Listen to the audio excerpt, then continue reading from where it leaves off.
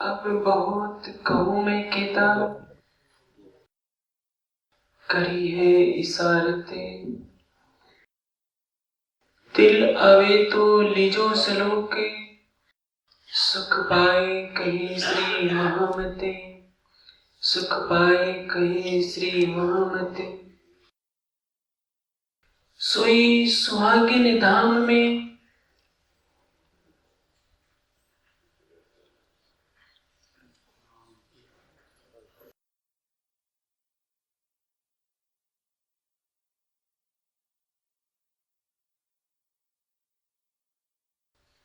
वैसे तो काव्य की भाषा हमेशा अलंकार में होती है, क्योंकि ये ब्रह्मवाणी काव्य की प्रति में नहीं आती, इसलिए साफ कर दिया है, एक किंकर जिन जानों में धनी जी ब्याही थामते वचन। लेकिन वाणी का प्रस्तुतिकरण कभी कभी ऐसी भाषा में होता है कि काव्य के सौंदर्य से इसको अलग भी देखा जा सकता। इसी तरह से वेद के मंत्र में कहा है, देवस्य पस्य काव्यम न ममारे न जीयते। पर जब एक मानवीय बुद्धि अलौकिक सौंदर्य से काव्य की रचना कर सकती है, तो परब्रह्म की जागृत बुद्धि, निज बुद्धि जिस तरह विराजमान हो, उससे निकले हुए शब्दों में एक मधुर सौंदर्य होता है। यहां वैसी चुनौती भरी भाषा है। इसे कहते हैं कि आप बहादुर हो तो ये काम कर दो। राज्य के भी यही वाक्य है इसके अंदर, सोई सुहागिन धाम में जो करसी इतरोसन। यहाँ जितने सुंदर साथ हैं, 40 लाख की संख्या में पूरे पृथ्वी पर अपने सुंदर साथ फैले हुए हैं। भारत के अतिरिक्त विदेशों में भी जो है, सबको मिलाकर 40 लाख से शायद ज्यादा नहीं होंगे। हर कोई कहता है कि मैं सुहागिन हूं, मैं परम धाम से मेरी सुरता आई है। लेकिन राज्य क्या कह रहे, सोई सुहागिन धाम में जो करसी इतरोसन। परम धाम की ब्रह्म सृष्टि कराने का अधिकार केवल उसी को है जो इस संसार में अपने धाम धरी को रोशन करे, जाहिर करे। आप देखते हैं संसार का कोई भक्त भी होता है, उसके सामने उसकी महिमा गाइए तो उसको अच्छा नहीं लगता। वो कहता है कि नहीं, मेरे आराध्य की महिमा गाइए। प्रहलाद जब कोई चमत्कार दिखा देते थे किसी प्रसंग में, यानी जैसे अभी होली का त्योहार गुजरा, कहावत कही जाती है कि कोई आग जल रही थी, उसमें कोई जानवर का बच्चा था। प्रहलाद ने प्रार्थना की कि हे परमात्मा इसको बचा लो, और वो जीवित बच गया। सारी जनता जय जयकार लगाने लगी, प्रहलाद भक्त प्रहलाद की जय कहते हैं कि नहीं, मेरे आराध्य की जय जयकार लगाई। हम परम धाम की ब्रह्म सृष्टि कहलाते हैं, दुनिया को तो हम इतना भी नहीं बता पा रहे हैं कि अक्षरातीत कौन है। हमारी अपनी महिमा तो फैल रही है, हम बड़े विद्वान हैं, हम बड़े किसी स्थान के महाराज हैं, हम बहुत अधिक सेवा करने वाले हैं, तो दुनिया हमको जान रही है। लेकिन हम अपनी महिमा फैला देंगे तो इससे हमारी गरिमा नहीं बढ़ने वाली। हमारी गरिमा किसमें है? राज्य में। संसार अक्षरातीत को जाने तो हमें भी जान जाएगा। धनी ने स्पष्ट कहा है, जो मेरी स्तुति दो और को चले तुम्हारा को। लेकिन 300 साल से ये भूल ज्यादा होती आई है, हमने राज्य को संसार में जाहिर नहीं किया। आप देखते हैं श्री राम शर्मा आचार्य क्या है, एक महान विद्वान थे, तपस्वी थे, अच्छे संयोजन की उनमें कला थी। आज श्री राम शर्मा आचार्य को दुनिया के कई देशों में जाना जाता है। ब्रह्मा कुमारी मार्ग 40-50 साल से चल रहा है, इसके संस्थापक को दुनिया जान रही है, जबकि उनका कोई आध्यात्मिक वजूद नहीं है विशेष रूप से। 1000 संप्रदायों के आचार्यों को काफी कुछ दुनिया जानती है, और तो और छोड़िए, मिर्जा गुलाम अहमद को भी दुनिया जानती है, जिन्होंने अपना एक छोटा सा मत चलाया कि मैं ही विजयानंद बुद्ध हूं, मैं ही अखरुल इमाम मोहम्मद महदी हूं। मुसलमान भले ही विरोध कर रहे हैं, लेकिन 60 से ज्यादा देशों में मिर्जा गुलाम अहमद को दुनिया जान रही है। और मिर्जा गुलाम अहमद के पास आर्य समाज के प्रसिद्ध विद्वान लेखराम पहुंच गए थे, चुनौती देकर देकर शास्त्रार्थ करने के लिए मिर्जा गुलाम मोहम्मद अपने घर से बाहर नहीं निकले। लेकिन इतना होते हुए भी मिर्जा गुलाम मोहम्मद को दुनिया तो जान रही है, ऋषि दयानंद को संसार जानता है, विवेकानंद को संसार जानता है, लेकिन अक्षरातीत प्राणनाथ को दुनिया क्यों नहीं जानती? इसके लिए दोषी कौन है? हमने अपनी सोच का दायरा बहुत ही छोटा कर लिया। एक छोटा सा संप्रदाय बना दिया, नियम बना दिए, ऐसे तिलक लगाना है, ऐसी माला पहनना है, ऐसे परिक्रमा करनी है, ऐसे भोग लगाना है, ऐसे आरती करनी है। हमारा चिंतन तो इतना ही रह गया। बाहुल्ला ने बहाई मत चलाया, ईरान के रहने वाले थे। आप दिल्ली के लोटस मंदिर में जाएंगे तो आप दंग रह जाएंगे। अपने ज्ञानपीठ से मैं सुनता हूँ 4 गुना परिसर में लोटस मंदिर फैला हुआ है, और ऐसे लोटस मंदिर दुनिया के अनेक देशों में। आप जानते हैं, वो कहते हैं कि विद्यानंद बुद्ध निष्कलंक अवतार कौन है? बाहुल्ला। हिंदुस्तान के कोने कोने में, यहाँ तक कि सिक्किम तक में, सिक्किम की पहाड़ियों तक में मैंने देखा है बाहुल्ला के मत को मानने वाले हैं। और उनको मानने वाले और लोग नहीं, हिंदू, न जाने कितने हिंदुओं ने वहां जाकर के दीक्षा ली। वो प्रेम से अपनी बात करते हैं। आखिर क्या कर रहे हैं?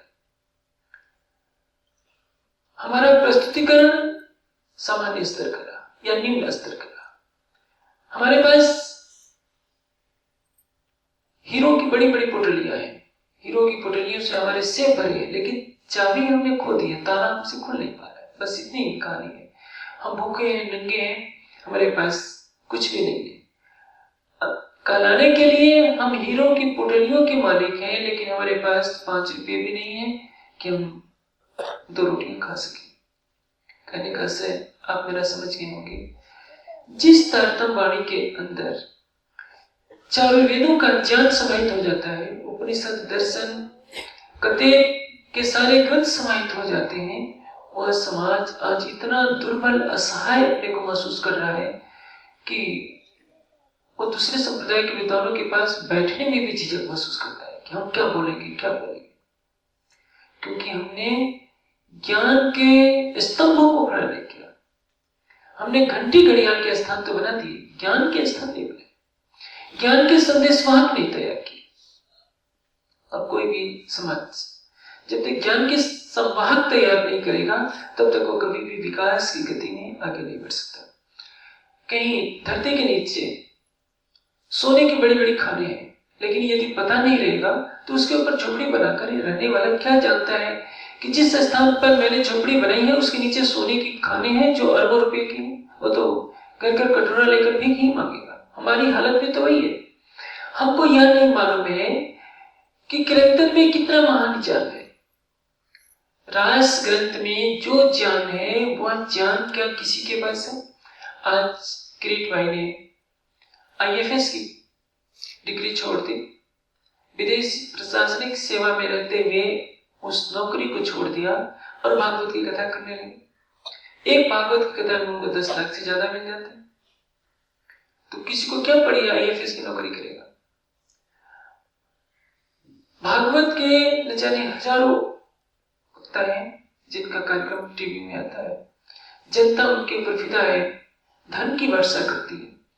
उनसे केवल इतनी बात पूछी जाए कि दृष्ट्वा कुमुदवनंतम अखंड मंडलम रमान नामम वनम च तत्कोमल को विरंजितम जगो कलम माम दृशा मनोरम। ये प्रसंग कहाँ घटता है? वो तो कह रहे इसी वृंदावन। उनसे पूछिए पिक्षरंतु मन चक्र योग माया उपासता, योग माया में प्रवेश किया तो ये योग माया कहाँ है? इसका उत्तर किरीट भाई के पास नहीं, रमेश ओझा के पास नहीं, और तो और डोगरी महाराज जी के पास भी नहीं। बिना तारतम ज्ञान के प्रश्नों का समाधान नहीं कोई कर सकता कि एक जगह भागवत कहती है कि जो गुणमयम दया पंचभौतिक तन का त्याग कर दिया। दूसरी तरफ भागवत कह रही है कि सब सखियां अपने घरों से उठी, तो जब शरीर छोड़ दी थी फिर घर से उठने का प्रश्न कहाँ होता है? न भागवत के लिखने वाले को पता, न भागवत की कथा करने वाले को पता। ये तो रास ग्रंथ में इसका उत्तर है। हम 14 ग्रंथों में से एक ग्रंथ के द्वारा सारे संसार के भागवत के विद्वानों को नतमस्तक कर सकते हैं, लेकिन करेगा कौन? हर कोई कहते हैं कि बिल्ली आएगी, इससे बचने के लिए गले में घंटी बांधा जाए, लेकिन किस चूहे में शक्ति है कि बिल्ली के गले में घंटी बांधने के लिए तैयार? बात तो अच्छी है, हमारे पास सारा ज्ञान है, कीर्तन में सब कुछ है, सारे वाणी का संक्षिप्तीकरण कीर्तन ग्रंथ में है। लेकिन कीर्तन ग्रंथ को वेदों के प्रमाण से, उपनिषदों के प्रमाण से, कथेय ग्रंथों के प्रमाण से, संत वाणी के प्रमाणों से कौन संसार के सामने प्रस्तुत करेगा? वेदांतियों को कौन नतमस्तक करेगा? आज देखेंगे निरंकारी मत सारे हिंदुस्तान में फैला हुआ है। दिल्ली में जब इनका कार्यक्रम होता है कितने लाख लोग इकट्ठे होते हैं। राधा स्वामी का कार्यक्रम होता है, एक एक दिन में प्रतिदिन उनका 1 लाख व्यक्तियों का भोजन बनता है। जब उनका कार्यक्रम होता है 10 लाख से ज्यादा की संख्या इकट्ठी होती है। हमारा सारा समाज मिलकर भी 50,000 कहीं इकट्ठा होने में सहमत नहीं। क्यों? इस दुर्दशा के दोषी कौन है? हम स्वयं हैं। हम कोई बहाना नहीं बना सकते। हम कहेंगे कि राज्य का हुक्म ऐसा था, राज्य ने तो कह दिया मेरी शुद्ध दे और को चले तुम्हारा हुक्म। जो समाज ज्ञान से दूर हो जाता है वह अपने अस्तित्व से भी दूर हो जाता है। हम सोचते हैं कि हम बड़े बड़े मंदिर बना देंगे तो हमारा समाज चलता रहेगा। जो मंदिर बना है उसको तोड़ा जा सकता है। महमूद गजनवी ने कितने मंदिरों को तोड़ दिया, लेकिन जो हमारे दिल में मंदिर है उसको कौन तोड़ेगा?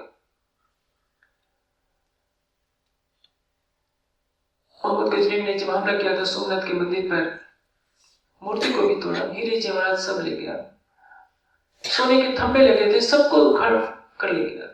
लेकिन यदि उस समय भारत की जनता ने वेद शास्त्र को पढ़ा होता तो उसके अंदर निहित ज्ञान को तो नष्ट नहीं कर सकता। मृत्यु भी ज्ञान को नष्ट नहीं कर सकती है। बात ध्यान में रखिए। मृतम शरीरम उत्सृज्य काष्ठलो समच्चितो विमुखा बंधवा यांत धर्मत्तम अनुगच्छति। मरे हुए शरीर को छोड़कर सगे संबंधी चले जाएंगे, लेकिन हृदय में जो ज्ञान निहित है वो दूसरे तन दूसरी योनि में भी साथ रहता है। ज्ञान को मौत भी नहीं छीन सकती। हमारी आत्मा में जो अक्षरातीत के लिए प्रेम रहेगा उसको मृत्यु भी नहीं छीन सकती। इसलिए हमें मंदिर भी बनाना चाहिए तो अखंड का मंदिर बनाना चाहिए। ईंटों पत्थरों से जो मंदिर बनाया जाता है समय के प्रभाव में टूट नष्ट हो जाएगा। सोने के चढ़ाए हुए कलश कुछ समय चमकते रहते हैं। आप देखते हैं सोने के कलश चढ़े रहते हैं, उस पर चिड़िया बीट करती रहती है। उससे क्या शोभा है? सोने के हम सिंहासन लगा दें कि राज्य इस पर विराजमान हो जाएंगे और उसके पहरा देने के लिए एक सुरक्षा कर्मी रखें कि भगवान ये हमारे राज्य के सिंहासन की रक्षा करेगा। कितनी हसासत बात है। जो दिल में बसता है संपूर्ण परम धाम के साथ, उसको हम खुद नहीं जानते, उसको हम दूसरों को बताना भी नहीं चाहते।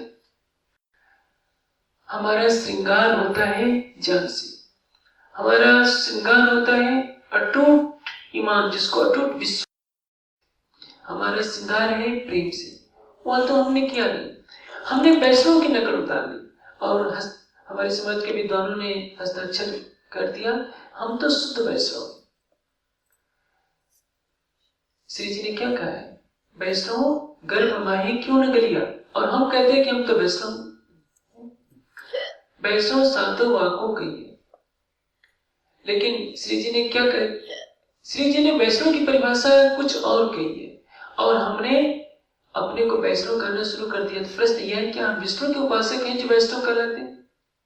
क्योंकि हम वैष्णव की नकल करके हम भागवत करते हैं। हम भी अनुसुईया की जय बुलाते हैं, हनुमान की जय बुलाते हैं, तुलसी की कंठी पहनते हैं, भागवत की आरती उतारते हैं। यह है हमारी आस्था। तभी तो श्री जी ने कहा है धन धन तुम्हारे ईमान, धन धन तुम्हारी सहूर, धन धन तुम्हारी अकलें, भाले जागे कर। तुम्हारी जागनी क्या है कि तुमने भागवत को अपना प्रचार का साधन बना लिया। शाबाश तुम्हारी अरवाहों को, शाबाश तुम्हारे हरे सखत, शाबाश तुम्हारी बेसकी, शाबाश तुम्हारी निस्बत। हमारी निस्बत क्या है इसकी पहचान हमें खुद नहीं है। हमें अपनी गरिमा का एहसास नहीं है और धामधनी की गरिमा का एहसास नहीं है कि संसार के सामने हम अक्षरातीत को प्रस्तुत करें तो किस तरह से करें। अभी मैंने कुछ पंथों के उदाहरण दिए हैं जो 50 वर्षों के अंदर दुनिया के 50 से 60 से अधिक देशों में भी फैल गए। मैंने कई बार चर्चा में इसका जिक्र किया है। जिस मिर्जा गुलाम अहमद ने अपना मत चलाया, अहमदिया मत, उसके अनुयायी पाकिस्तान तक में।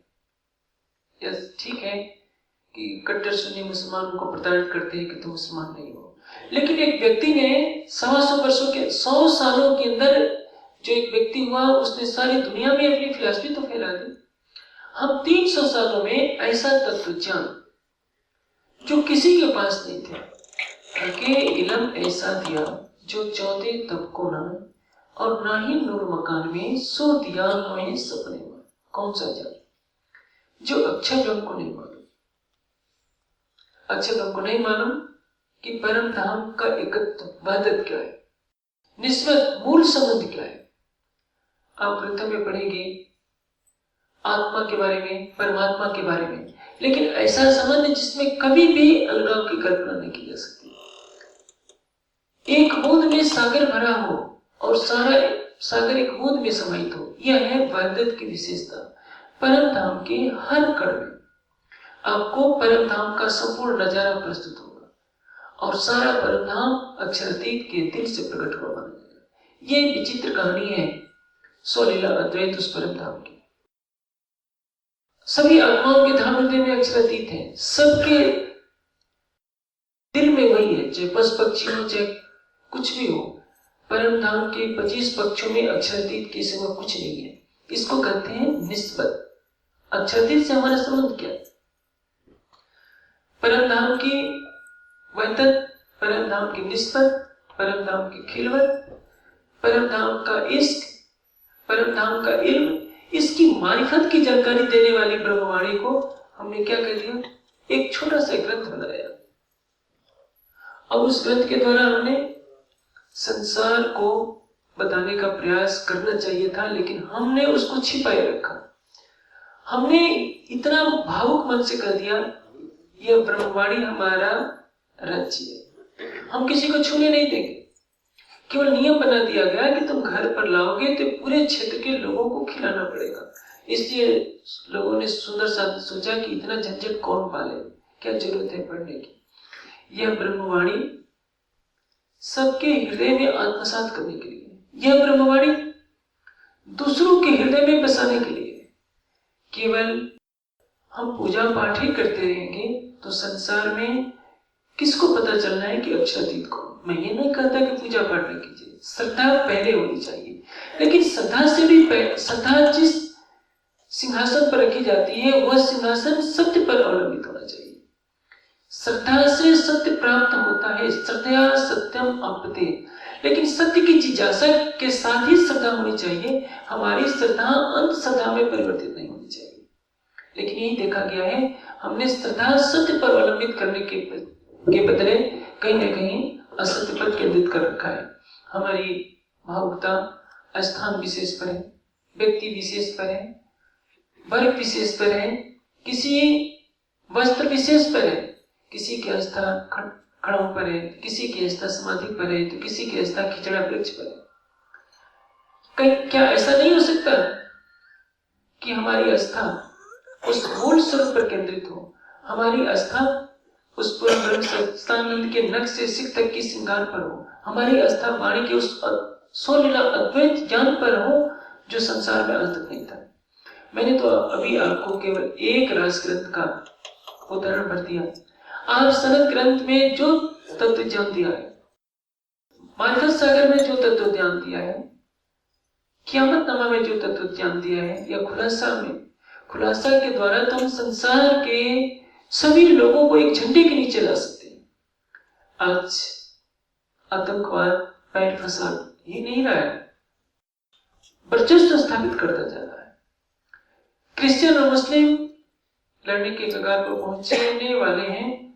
इसका परिणाम क्या होगा? विश्व युद्ध। विश्व युद्ध में क्या होगा सबको मालूम। सारे संसार को एक करने वाला अद्भुत ज्ञान दिया है धामधरी ने हमें खुलासा ग्रंथ का। मुस्लिम को मुस्लिम की तरह, हिंदुओं को हिंदुओं की तरह। लेकिन खुलासा ग्रंथ का आधार लेकर मुस्लिम, हिंदू, क्रिश्चियन सबको कौन समझाएगा? हमारे पास तो संवाहक ही नहीं। हमने राइफल बना दी, ठीक है, लेकिन राइफल को चलाने वाला भी तो कोई चाहिए।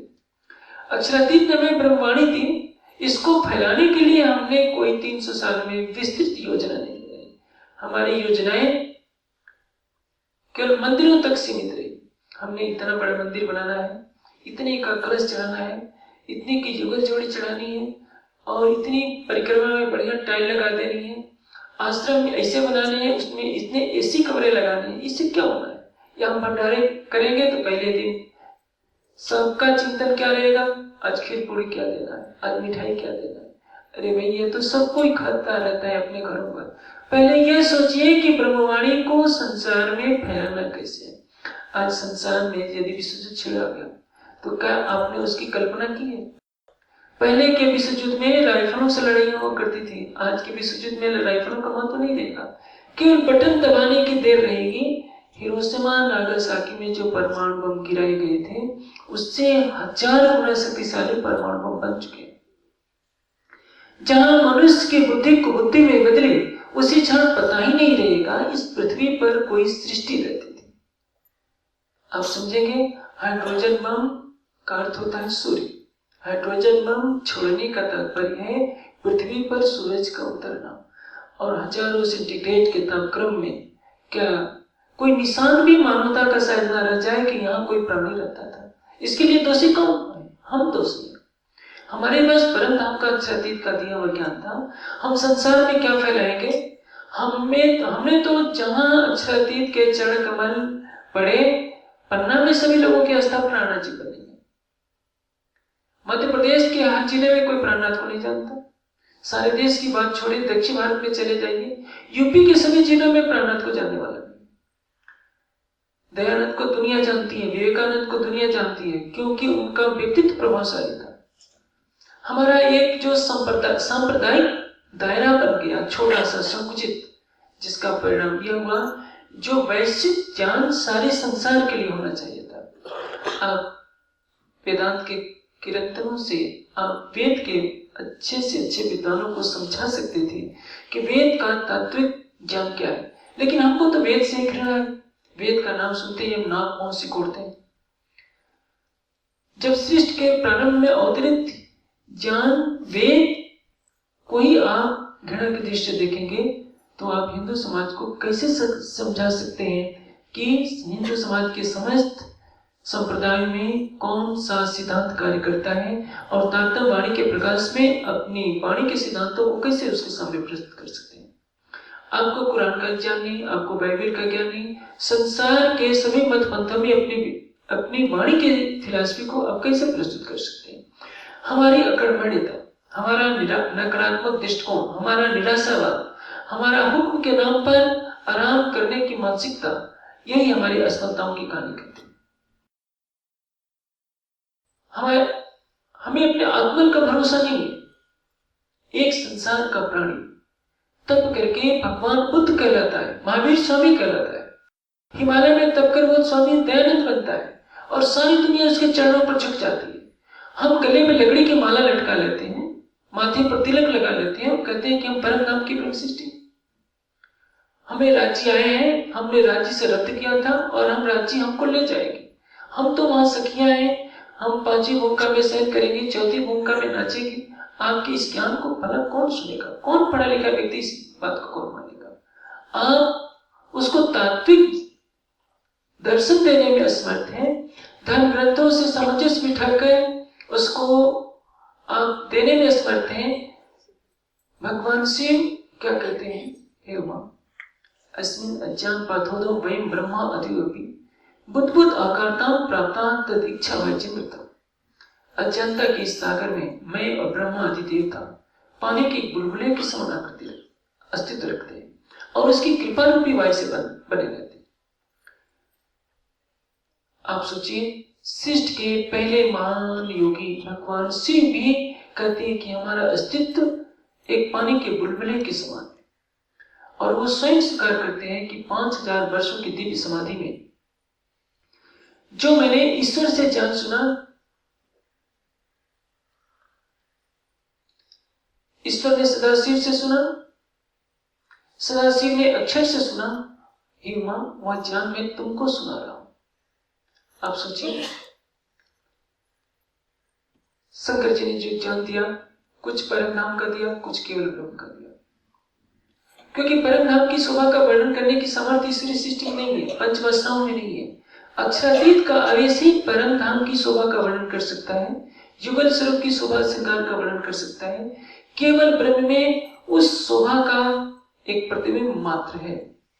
और शिष्ट के महानतम योगी भी असहाय हो जाते हैं कि मैं परम धाम की एक पत्ते का भी वर्णन करने में समर्थ नहीं हूं। अक्षरातीत ने नख से सिख तक की अपनी शोभा का वर्णन 7 बार किया।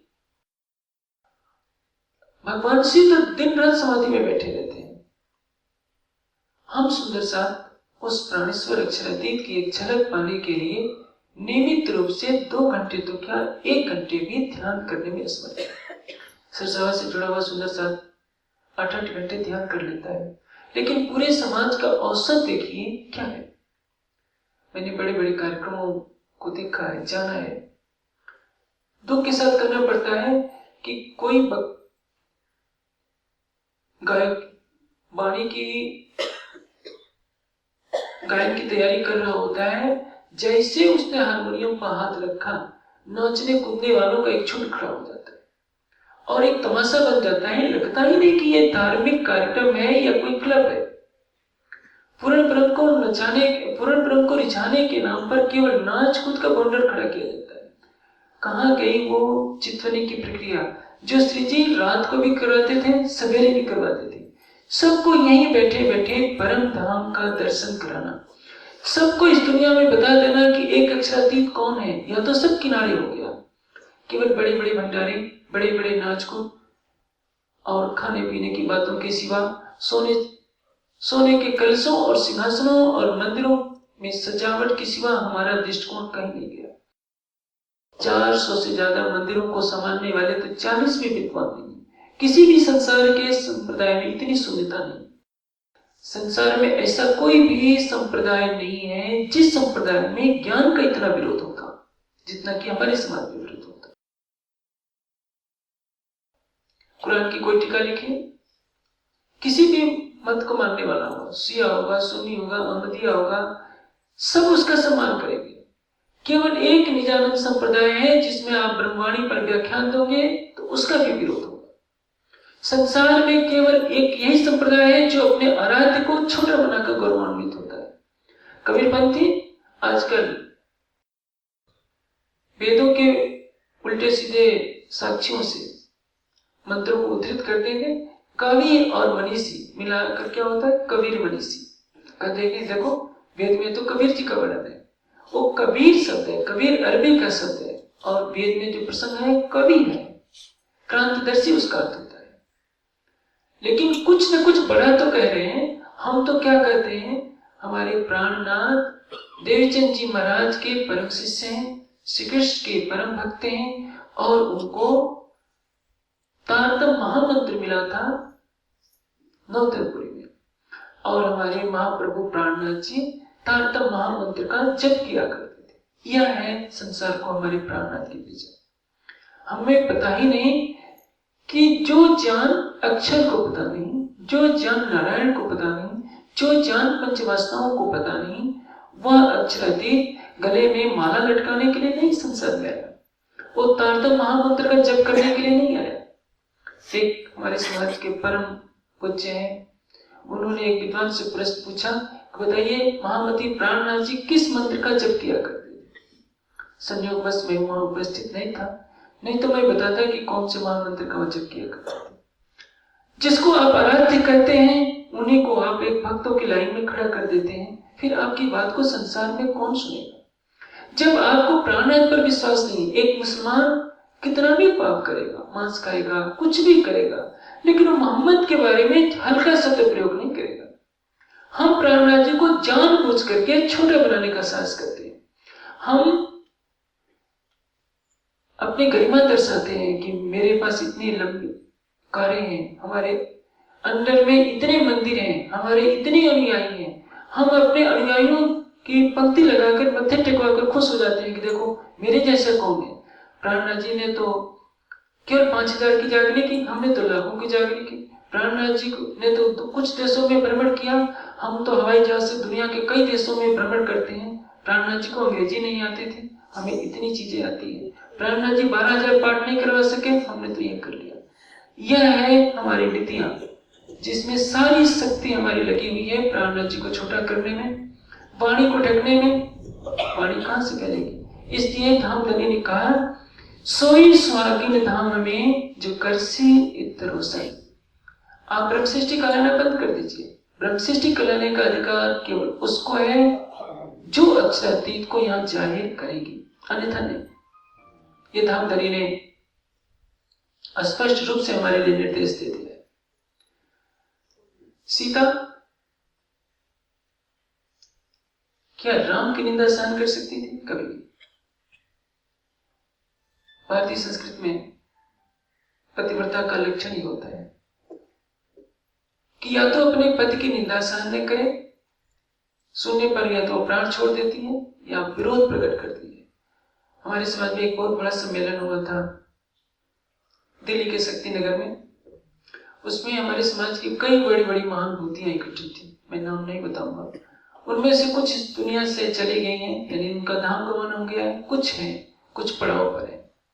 उसमें एक स्वर से घोषणा की गई, हम महाप्रभु प्राणनाथ को भारत का राष्ट्रीय संत घोषित करते हैं, और खूब ताली बजाएंगे। महाप्रभु प्राणनाथ तो राष्ट्रीय संत बने रहे, लेकिन आजकल के संत तो अंतरराष्ट्रीय संत कहलाते हैं। यानी हम प्राणनाथ जी से बड़े कैसे अपने को साबित करें, हमारी सारी ऊर्जा इसी में लग जा रही है। ब्रह्मवाणी कि जिसने पहचान कर ली उसने जाना है कि प्राणनाथ कहते किसको है। प्राणनाथ को महाराज के तन तक हमने सीमित कर दिया, यही सबसे बड़ी भूल है। जो प्राणनाथ है सभी आत्माओं का प्रीतम है, वो मूल मिलाप में भी बैठा है, वही ब्रज में आकर लीला करता है, वही रास में आकर लीला करता है, वही श्री देवचंद जी के तन में लीला करता है, और वही महाराज के तन में लीला करता है। हमने लीला करने वाले अपने प्राणेश्वर अक्षरातीत को नहीं पहचाना, शब्दों की परिधि में उसको बांधा, एक महाराज के तन तक सीमित कर उनको शिष्य कवि न जाने क्या क्या कह दिया। इसलिए कहते हैं, सोई सुहागिन धाम में जो करसी इतरोसन। आवसी आवसी रे सब कोई कहते, आगे में करते पुकार, सो सतवानी सबों की करी, अब आए करो दीदार। एक प्रश्न खड़ा होता है कि जैसे तारतम वाणी है, उसी तरह से सभी ग्रंथों के रहस्यों को निकाल करके एक ग्रंथ रचा जा सकता है। इसमें कौन सी बड़ी बात है? क्या साक्षी है कि प्राणनाथ अक्षरातीत है? अब वाणी की साक्षी को न मानिए, आप केवल चारों वेदों का गहन अनुशीलन कर लीजिए, 6 दर्शनों का अनुशीलन कर लीजिए, पूरे पुराण का अनुशीलन कर लीजिए, बाइबिल का अनुशीलन कर लीजिए, और इस तत्पश्चात तारतम वाणी को पढ़िए, तो पता चलेगा कि आप किसकी वाणी पढ़ रहे हैं और प्राणनाथ कहते किसको। हमारे पास एक सज्जन मिले थे, सुंदर सा। उन्होंने कहा कि क्या प्रमाण है कि प्राणनाथ अक्षरातीत है? मैंने कहा कि बीतक में इतनी बार लिखा है। उनका कथन था, बीतक तो लालदास जी की लिखी हुई है और वो उनके शिष्य हैं, तो उन्होंने लिख दिया कि प्राणनाथ अक्षरातीत है, क्योंकि उन्होंने वाणी को कभी समझने का प्रयास नहीं किया। उन्होंने सभी ग्रंथों को पढ़ने का प्रयास नहीं किया कि चारों वेदों में, 6 दर्शनों में, 1127 शाखा व्याख्यान ग्रंथों में, ब्राह्मण, आरण्यक, उपनिषद, संत साहित्य और कते परंपरा के तौरेत, इंजील, जबूर, कुरान में लिखा क्या है। जब परम तत्व की खोज का अभ्यासा होगा, वही तारतम वाणी की महत्ता को समझेगा। यह सत्य है। यह ब्रह्मवाणी सीधी सादी गुजराती में, हिंदुस्तानी भाषा में, सिंधी में और कुछ अरबी मिश्रित शब्दों के साथ लिखी हुई है। लेकिन शब्दों की उस निहित आशय पर जाइए, यदि यह कह दिया जाए कि अगम पार अपार पार कहां है तेरा करार, इसके समानार्थक वेद का कोई वाक्य बताइए, कुरान का कोई वाक्य बताइए, उपनिषद का कोई वाक्य बताइए, तो स्पष्ट रूप से नहीं मिलेगा। वेद में केवल इतना मिलेगा, त्रिपाद उदयित पुरुषार्थ, लेकिन त्रिपाद अमृत क्या है ये कोई नहीं बताएगा। उपनिषद में केवल इतना मिल जाएगा, दिव्य ब्रह्मपुरे ये सब आत्मा प्रतिष्ठा। दिव्य ब्रह्मपुर शब्द है, लेकिन वह दिव्य ब्रह्मपुर कहाँ है कुछ नहीं मालूम। अथर्ववेद का केन सूत्र बताएगा कि ब्रह्मपुरी कहाँ है, लेकिन सनातनियों के धर्म सम्राट कहे जाने वाले करपात्री जी ने क्या कर दिया, ये ब्रह्मपुरी अयोध्या है जो फैजाबाद के पास है। कहाँ वो परम धाम का वर्णन, कहाँ इस फैजाबाद के पास अयोध्या में घटा रहे हैं जहाँ मर्यादा पुरुषोत्तम राम का जन्म हुआ है। संस्कृत के विश्व स्तर के विद्वानों का जब यह हाल है, तर्क ज्ञान से रहित होकर जो वेद के मंत्रों का अर्थ भी नहीं समझ पाते कि अयोध्या क्या है, ब्रह्मपुरी क्या है, दिव्य ब्रह्मपुर क्या है, संसार के इन रहस्यों को कौन बताता। लेकिन ध्यान रहे, हम कहीं ना कहीं जड़ता के शिकार हो रहे, हमारा चिंतन जड़त्व की तरफ जा रहा है। किसी भी फिलॉसफी यानी दार्शनिक तत्वों को फैलाने के लिए एक प्रायोजित कार्यक्रम करना होता है। भगवान बुद्ध की प्रेरणा से न जाने कितने राजकुमारों ने गृहस्थ जीवन में प्रवेश करना बंद कर दिया। उनकी तपश्चर्या से प्रभावित होकर लाखों लोगों ने सात्विक जीवन का अनुसरण किया। नालंदा का निर्माण हुआ, तक्षशिला का निर्माण हुआ, विक्रमशिला का निर्माण हुआ, न जाने कितने स्नातक निकले जिन्होंने घर घर भिक्षाओं की रट लगाई, और परिणाम चीन, जापान, इंडोनेशिया, जावा, सुमात्रा, आज के अफगानिस्तान तक में बौद्ध धर्म की पताका फहराई। इसके लिए तो कमर कसना होता है। हम सुंदर साथ तो जरा सा भी त्याग करने के लिए तैयार नहीं होते। रोग आकर के अभी चितौनी शिविर लगा, हम लोगों ने कितने सुंदर साथ है, नाम मात्र हो। विपश्यना वालों का एक जगह कार्यक्रम हो जाए तो मैं समझता हूँ लाखों की संख्या इकट्ठी हो जाएगी। विपश्यना वाले न आत्मा को मानते हैं न परमात्मा को मानते हैं, लेकिन उनका संगठन देखिए, दुनिया के कोने कोने में विपश्यना के केंद्र बने हुए। हमारे समाज में कहीं का भी कार्यक्रम हो, चर्चा नाम मात्र को नहीं होती, केवल नाचना कूदना सवारियां निकालना। इन जुलूसों से सवारी निकालने से कौन से ज्ञान का प्रचार होता है। पटाखे छुड़ाए जाते हैं। दिल्ली जैसे शहर में 12 घोड़े पर 12 मोमिनों के प्रतीक बैठा दिए जाते हैं कि हमारे 12 ब्रह्मणी। समाज को तो हम यही दिखलाते हैं। हमारे परमहंसों की जन्म तिथियों पर केक काटे जाते हैं, बुके भेंटें की जाती हैं। यदि हम इन्हीं चीजों में लगे रहेंगे तो ब्रह्मवाणी का फैलाव नहीं हो सकता है।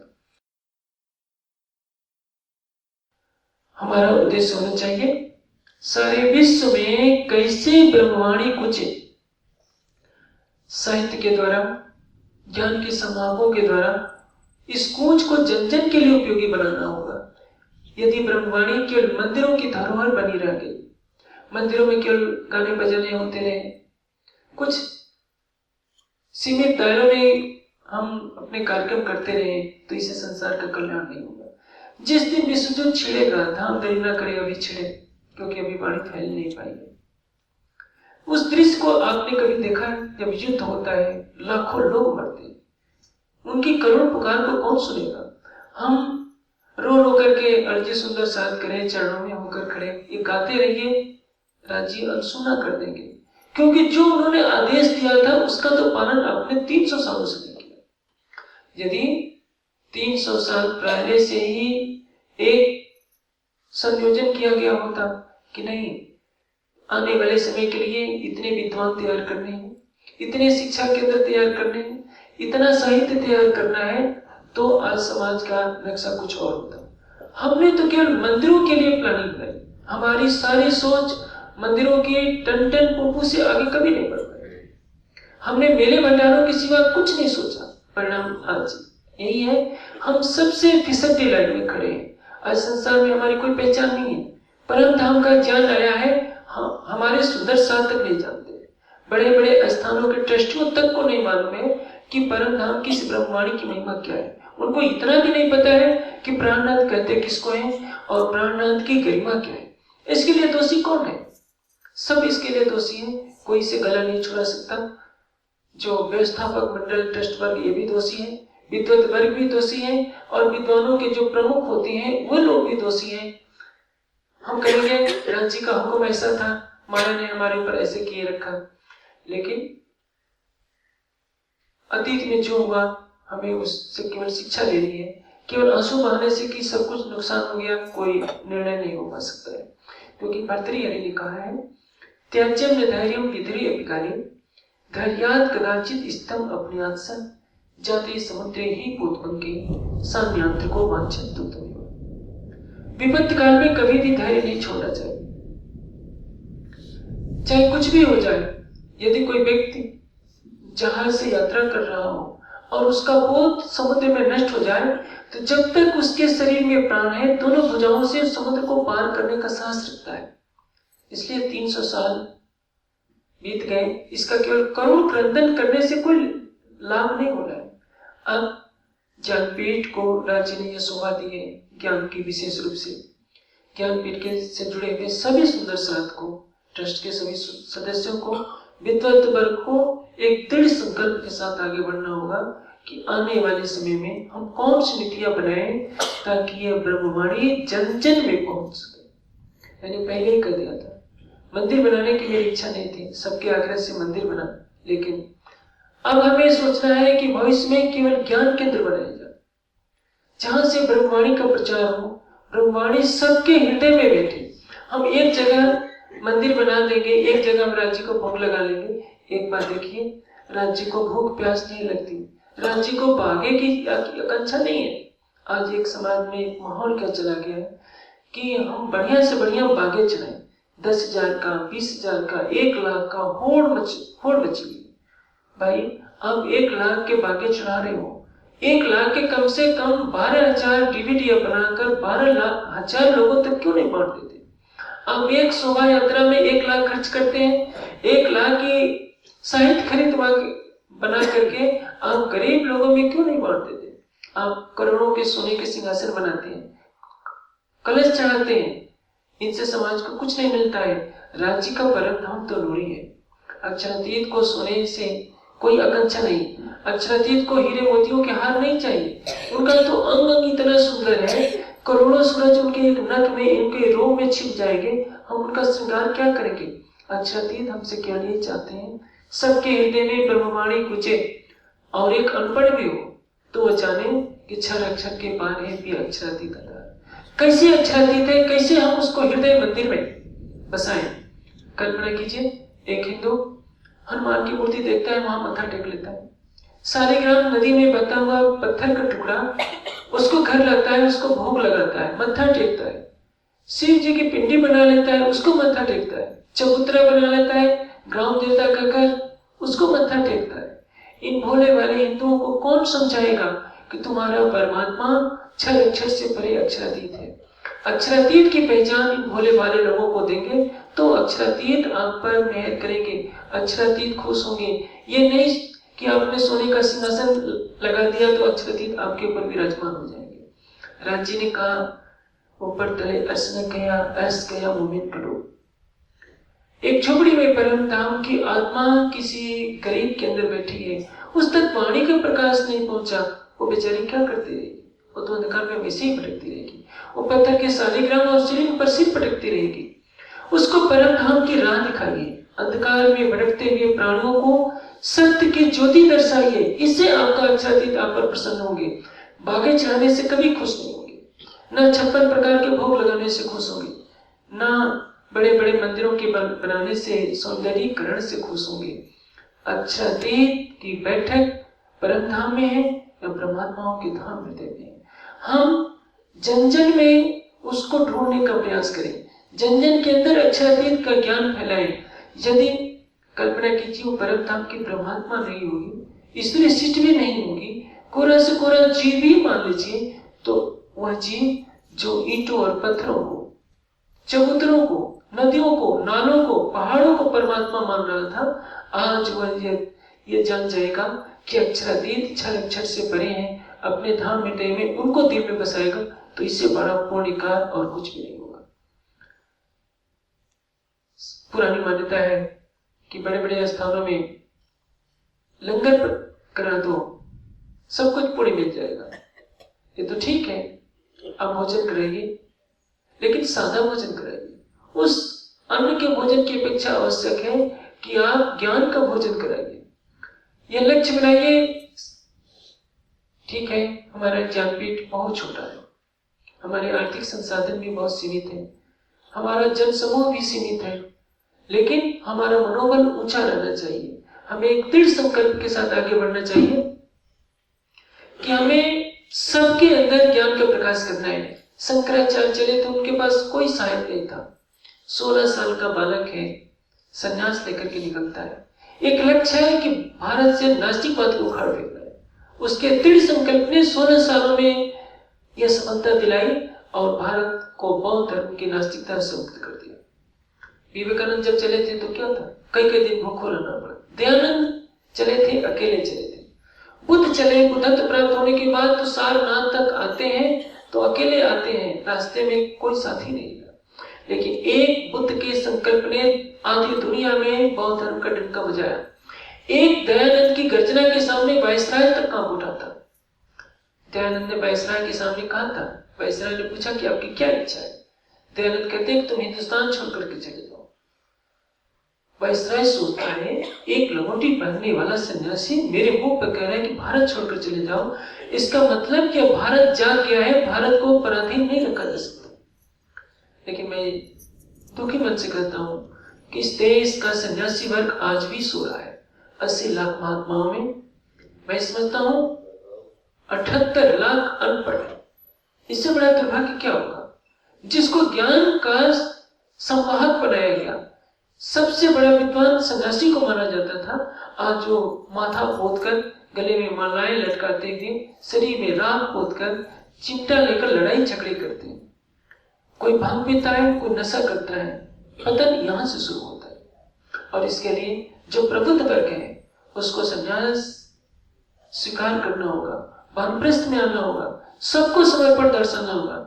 गौतम बुद्ध ने अपने 8 साल के बच्चे राहुल को सन्यासी बना दिया कि मेरा बेटा आज से सन्यासी बनकर गया। और यही सबसे बड़ा उन्होंने अपना धन दिया। यशोधरा ने कहा था कि राहुल से जाकर अपने पिता से वह चीज मांगो जो आज तक किसी पिता ने अपने पुत्र को न दिया हो। बुद्ध ने आनंद को कहा कि आनंद, इसका सिर मुंडित करके इसको सन्यासी बना दो। आज तक किसी पिता ने अपने हाथ से अपने पुत्र को सन्यासी नहीं बनाया है। मैं इसको सन्यासी बनाता हूं ताकि ये सत्य का प्रचार करे। कोई भी विचारधारा तप और त्याग पर फैलती है। सच है, हमारे पास उतना त्याग तप नहीं है। यदि हम बुद्ध, महावीर और दयानंद की भी बराबरी करना तो उनका आधा भी त्याग कर लें, सुंदर साथ उतना भी त्याग कर लें, चौथाई भी त्याग कर लें, तो पूरी वाणी पूरे देश में फैल सकती है। आज तो ज्ञान के संसाधन है। उस जमाने में तो पैदल चल चल करके बताना होता था, आज तो एक से एक संसाधन है। आप वेबसाइट से और कई अन्य संसाधनों से कुछ मिनटों में सारी दुनिया में अपनी विचारधारा को फैला सकते हैं। लेकिन उसकी तरफ कौन प्रेरित करेगा?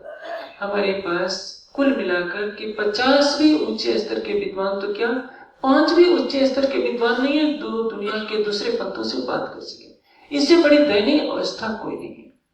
जब कोई कहता है कि राजू स्वामी तो मंदिर में साष्टांग मत्था नहीं देखते, मैं कहता हूं कि भाई मेरा अक्षरातीत मेरे हृदय में बसता है, या मेरा अक्षरातीत उन अज्ञानियों के अंदर बसता है जिनको मैं अंधकार में भटकते हुए देख रहा हूं। मैं उनके हृदय में बैठे हुए अक्षरातीत को प्रणाम करना चाहूंगा। लेकिन जिस अक्षरातीत को किसी ट्रस्ट ने, किसी मंदिर ने कब्जे में बांध रखा है, मुझे वो अक्षरातीत से आशीर्वाद लेने की जरूरत ही नहीं। मैं क्यों माथा टेकूं? मेरा अक्षरातीत सभी बंधनों से मुक्त है। मेरा अक्षरातीत किसी बंधन में रहने वाला नहीं है। इसलिए मैं अभी भी कहता हूं, मैं अक्षरातीत को मंदिरों में नहीं खोजता, मैं अक्षरातीत को या तो परम धाम में खोजता हूं और सुंदर साथ की आत्मा के धाम हृदय में खोजता हूं। और कोई अज्ञान में भटका रहे, ये मुझे स्वीकार नहीं है। आने वाले समय में हमें इसी दृढ़ता के साथ एक महान संकल्प के साथ आगे बढ़ना होगा। अभी चितवनी शिविर चला 5 दिनों का, और मुझे खुशी है कि आज ज्ञानपीठ संसार को संदेश देने में सक्षम है कि आज गृहस्थ सुंदर साथ भी 8-8 घंटे का ध्यान करने में सक्षम हो गए। आने वाले कुछ सालों में स्थिति और बदलेगी, संख्या में बढ़ोतरी होगी, और मुझे विश्वास है कर्मकांड की दीवारें टूटेंगी। सुंदर साथ में ज्ञान की एक ज्योति फैलेगी जिसके द्वारा सभी यहीं बैठे बैठे परम धाम की तरफ अपनी नजर करेंगे। लेकिन अभी हमने तो सीढ़ियां पहले दूसरी सीढ़ी पर कदम रखा है। ज्ञानपीठ को एक बहुत ऊंची मंजिल तय करनी है जिसमें सबके अंदर ज्ञान का प्रकाश हो। और धामधनी का एक ही आदेश है, केवल एक वाक्य को याद कर लीजिए, सोई सुहागिन धाम में जो करसी इत रोशन। इत रोशन परम धाम में तो सभी अक्षरातीत को जानते हैं। बस पक्षियों तक के मुख पर पिया पिया तू ही के सिवा कुछ रट नहीं रहता। पन्ना जी में महामती जी विराजमान है, जिनके धाम हृदय में अक्षरातीत ने विराजमान होकर लीला की है, कर रही है। लेकिन पन्ना जिले की भी सारी जनता प्राणनाथ जी को नहीं जानती। इतनी जानती है कि प्राणनाथ जी का मंदिर है, लेकिन प्राणनाथ कहते किसको है वो ये नहीं जानते। आप सोच सकते हैं इसका दोष किस पर होगा? उन सुंदर साथ पर जिनका दावा यह है कि हम अक्षरातीत की ब्रह्मज्ञ है, लेकिन कहते हैं सोई सुहागिन धाम में जो करसी इतरोसन, जो यहाँ पर अक्षरातीत को जाहिर कर देगा। वेदांत कहता है हृदय जानात न मुक्ति। जब तक परमात्मा को यथार्थ रूप से नहीं जानेंगे तब तक मुक्ति नहीं हो सकती। आप 1000 पंथों में भटकते हुए हिंदुओं को बताइए कि अक्षरातीत कहते किसको है। बम लेकर दूसरों को मारने की आकांक्षा रखने वाले मुसलमानों को भी बताने का साहस रखिए कि कुरान के अनुसार एक अल्लाह ताला किसको कहते हैं। आज सारी दुनिया में आप जाकर देखिए, गांव गांव में, गांव गांव को छोड़िए, मैंने सिक्किम के पहाड़ियों में देखा है, दार्जिलिंग के इलाकों में देखा है, 4-4 किलोमीटर पर चर्च बन गए, 4-4 किलोमीटर पर क्रिश्चियनिटी फैल गई है। आखिर क्यों? आखिर बाइबल को फैलाने वाले चारों तरफ घूम तो रहे हैं और हिंदू समाज के मठाधीश उनको मंदिरों से ही फुर्सत नहीं होती। हमारे समाज में किसी भी बड़े स्थान पर जाइए 12 से 3 बजे तक खामोशी रहती है, क्योंकि हमारे समाज को क्या बताया जाता है कि राजी श्यामाजी परम धाम में 12 बजे भोजन करने के पश्चात 3 बजे तक आराम करते हैं।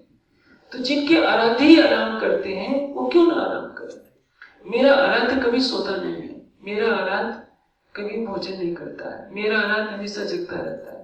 इसलिए न मैं खुद सोता हूं, न पसंद करता हूं कि कोई सोए। याद रहे, इस कालमाया के ब्रह्मांड में हमें अक्षरातीत को जाहिर करना होगा। यदि हम कहना चाहते हैं कि हम सच्चे सुंदर साथ हैं, तो ज्ञान का प्रकाश कराइए, अपने हृदय में उस ज्ञान की ज्योति को जलाइए और सबके हृदय में भी वही भावना रखनी चाहिए। आगे कहते हैं तौल मोल दिल माफक देसी सुख सबन। परम धाम की परमात्मा क्या करेगी? तौलेगी। तौलने का अर्थ क्या होता है? मूल्यांकन करना। मोलने का अर्थ क्या है? जैसे मीराबाई का एक पद है जिसमें मीरा कहती है कि मैंने पायो मोल अमोलक, मैंने हेरी मैं तो प्रेम रतन धन पायो। भाव क्या है? राम रतन धन पायो। आप देखेंगे ब्रह्मवाणी का मूल्यांकन करना हमारे लिए अनिवार्य है, अक्षरातीत की गरिमा का मूल्यांकन करना हमारे लिए अनिवार्य है, राज्य के प्रेम का मूल्यांकन करना हमारे लिए अनिवार्य है, और उसको आत्मसात करना है कि अक्षरातीत की महिमा कैसी है, हमारे ब्रह्मात्मा कहलाने का उद्देश्य क्या है और इसको हमें कैसे आत्मसात करना है। तौल मोल दिल माफक। दिल माफक का तात्पर्य क्या है? एक अवस्था हमारी सामान्य अवस्था होती है जिसमें हमें परम धाम के कोई तत्वों को समझने में पूर्ण सफलता नहीं मिलती। धीरे धीरे सूर्य भी उदित होता है तो आप देखते हैं प्रातः के सूर्य में तेज नहीं होता, 10 बजे में कुछ और ज्यादा होता है, और दोपहर को वह सूर्य अपने प्रचंड तेज से चमकने लगता है। उसी तरह से जैसे जैसे हमारे हृदय में माया की कालिक हटती जाएगी हृदय से, वैसे वैसे हमारा हृदय वाणी की गरिमा को, अक्षरातीत की गरिमा को, प्राणनाथ जी की गरिमा को समझने में सक्षम हो जाएगा और उसको अपने चरितार्थ करने लगेगा अपने व्यवहार में। हमें क्या करना है? तौलना है, और तौल करके यानी मूल्यांकन करके उसको स्वतः आत्मसात करना है। यदि ऐसा कर लेंगे तो देशी सुख सबन, सबको हम सुख देंगे, सबको सुख देंगे, बड़े बड़े भंडारे करके नहीं। जैसे आज होता है ना, आज कितने मन का लड्डू बना।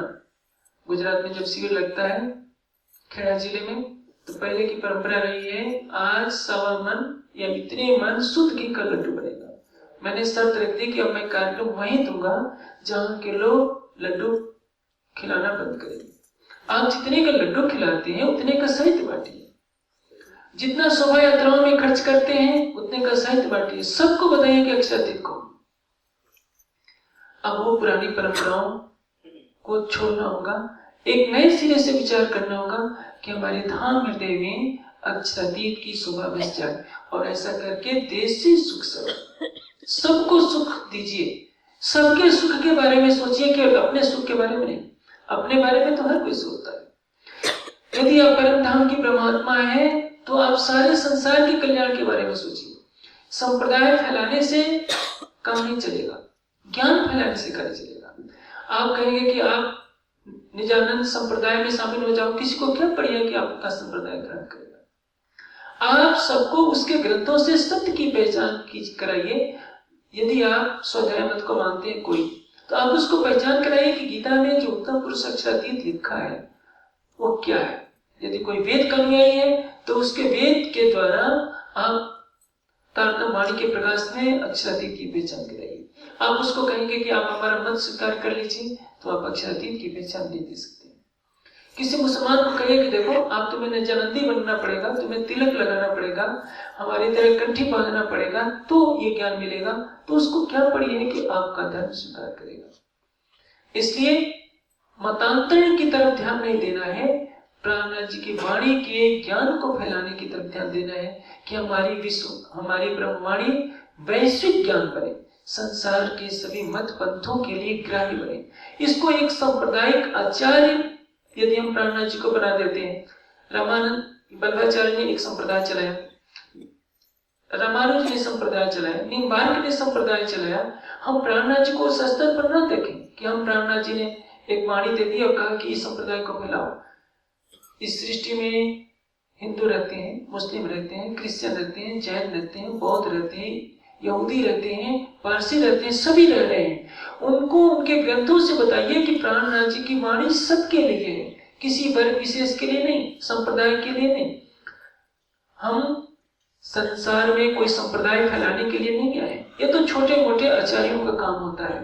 आप प्राणनाथ जी की गरिमा को समझिए, प्राणनाथ जी की वाणी की महिमा को समझिए और उसके अनुसार आपको अपने नित्य निर्धारण करने होंगे। होली के इस पावन पर्व पर धामधनी के चरण में यही मेरी प्रार्थना है कि सब सुंदर साथ के अंदर ऐसी प्रेरणा दें कि हर सुंदर साथ अपनी गरिमा का मूल्यांकन कर सके, उसके अनुसार आचरण करें और 300 साल से जो भूलें आती रही हैं उन भूलों को छोड़कर प्राणनाथ जी की ब्रह्मवाणी को सबके कल्याणार्थ विवादों से परे रहकर सबके हृदय में स्थापित करने का प्रयास करें। ये जो छोटी छोटी बातों पर झगड़े होते हैं संसार के, होते रहेंगे, पहले भी होते आए हैं, इनको रोका भले ही न जा सके, लेकिन हमारा दृष्टिकोण सीधा होना चाहिए। हमारा उद्देश्य केवल ब्रह्मवाणी को संसार में फैलाना, सांप्रदायिक परिधियों से दूर, कट्टरता से दूर, कर्मकांडों से दूर, ताकि यहीं बैठे बैठे हर कोई अपने धाम हृदय में अपनी प्राणेश्वर अक्षरातीत का दर्शन कर सके। मुझे ज्यादा नहीं करना है, और भी कई सुंदर साथ के वक्तव्य होंगे, और चलते चलते इस ध्यान शिविर के अंत में मैं इतना कहना चाहूंगा कि आप घर जाकर खाली हाथ न बैठे। आप हफ्ते में 1 घंटे तो दीजिए, इतना तो आप कर सकते हैं। आप बहाना नहीं बना सकते कि हमें बहुत व्यस्तता रहती है। आप कितने व्यस्त हैं? आप परिवार के लिए 24 घंटे व्यस्त हैं। 7 दिनों के अंदर मैं कहता हूँ रविवार को तो आप टाइम निकालिए, आप घर जाकर कुछ वाणी फैलाइए, किसी को प्रबोधित कीजिए, तो आप राज्य का यही कार्य करेंगे। और धामधनी तो आपसे यह करवा ही रहे, याद रखिए। आप नहीं करेंगे तो आपसे यह शोभा कोई और छीन लेगा। राज्य का कार्य कभी बंद रहने वाला नहीं है।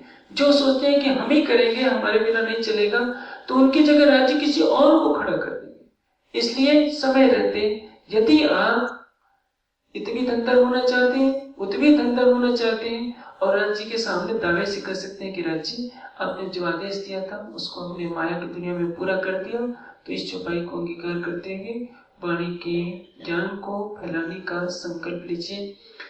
जब अवश्य होगा आपको अपमान झेलने पड़ेंगे, आप किसी को कहेंगे वो आपकी बात नहीं सुनेगा, लेकिन इनसे व्यथित नहीं होना है। बादल की तरह बरसते जाइए, आगे बढ़ते जाइए, जो पात्र होगा वो ग्रहण करता जाएगा। आप अपना कर्तव्य पूरा कीजिए, ये मूल्यांकन करना केवल राज्य का काम है, आपका नहीं।